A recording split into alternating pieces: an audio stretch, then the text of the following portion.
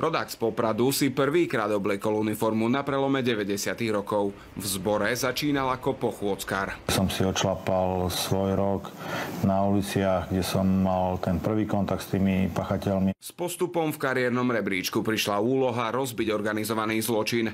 Ako člen tímu pomohol zosadiť z mafiánskeho trónu Mikuláša Černáka. Pán Černák priložil pištol pod ucho a strelil. Kontakty v podsvetí ho priviedli na stretnutie s mafiánom Lájošom Šátorom v maďarskom pohraničí. Údajného strojcu masakra v Dunajskej Strede po ňom nechal slobodne odísť. Neovláda maďarský jazyk, nebol som ozbrojený, dokonca som nemal ani služobný telefón. Jednoducho som nemal inú možnosť, ako od tohto zákroku svojím spôsobom upustiť, nechá to tak. Po nástupe vlády Ivety Radičovej z polície odišiel. Pre vyhlásenia, že spolu s kolegami napomohol k úteku Karola Mela, sa s vedením policajného zboru súdil. Kým oni boli policajtmi, Melo bol sústavne na úteku. Keď odišli, podarilo sa nám ho zadržať. Nemám čo skrývať, nemám čo zatajovať. Myslím si, že za mňa hovoria výsledky. Do zboru sa vrátil za úradovania Roberta Kaliňáka. Pôsobil ako policajný viceprezident i šéf policajnej inšpekcie. Protesty po vražde novinára zmietli spolu s vládou aj vtedajšie vedenie polície.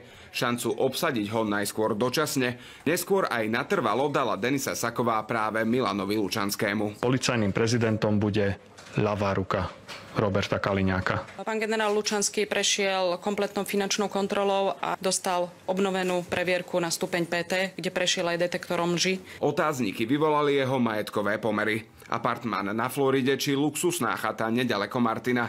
Kritiku zožal i za rozpustenie týmu Kuciak. Faktom je, že polícia pod jeho vedením postavila údajných páchateľov vraždy pred súd. Nemohli sme vyslať jednoznačnejší odkaz pre spoločnosť, a to ten, že spravodlivosti nikto neunikne. S príchodom novej vlády začala NAKA zatýkať aj na najvyšších poschodiach. Milan Lučanský odišiel po nezhodách s ministrom vnútra v auguste do civilu.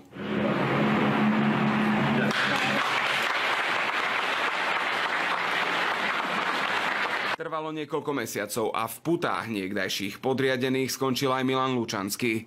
Na políciu sa po návrate z Chorvátska v decembri prihlásil sám. Sudkyňa ho poslala do väzby, aby neovplyvňoval vyšetrovanie. Obvinený je z brania úplatku. Výpovede svedkov hovoria o korupčnom paušále. Za rok a pol vo funkcii mal zinkasovať viac než 500 000 eur. Milan Lučanský to vo výpovedi poprel. Jakub Prok, RTVS.